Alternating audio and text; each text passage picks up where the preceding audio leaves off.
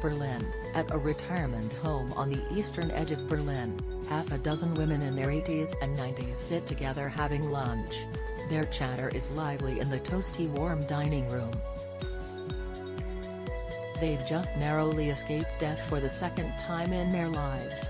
The women are Ukrainian Holocaust survivors who fled the Nazis as children.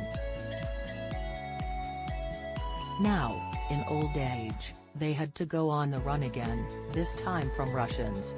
A major evacuation effort is underway to bring Ukrainian Holocaust survivors to safety. Dozens have recently arrived in Germany, the country they once feared. Among the Ukrainians struggling to flee from Russian attacks, housebound senior citizens, often unable to get to shelters, are among the most vulnerable.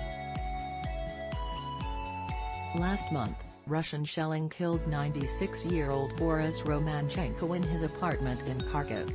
In his youth, Romanchenko survived forced labor and 4 Nazi concentration camps. One of those who has reached Germany is Sonya Leibovna Tartakovskaya, a retired seamstress from Irpin, near Kyiv. Today happens to be her 83rd birthday.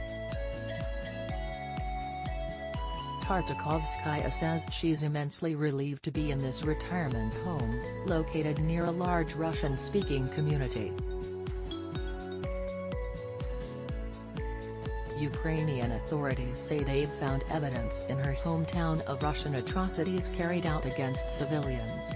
For 20 days, I was without gas, without water, without light, Tartakovskaya says.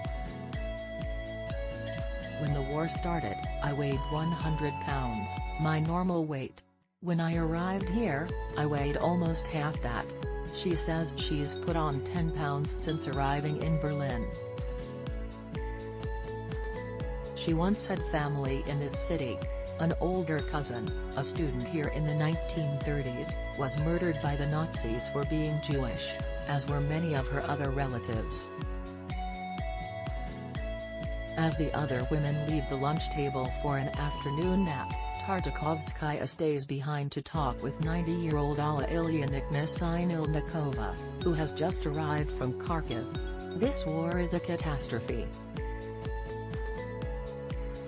It's truly awful, Sinelnikova says in a whisper. I never thought I would live to see such horror for the second time in my life. I thought it was in my past, all over and done with.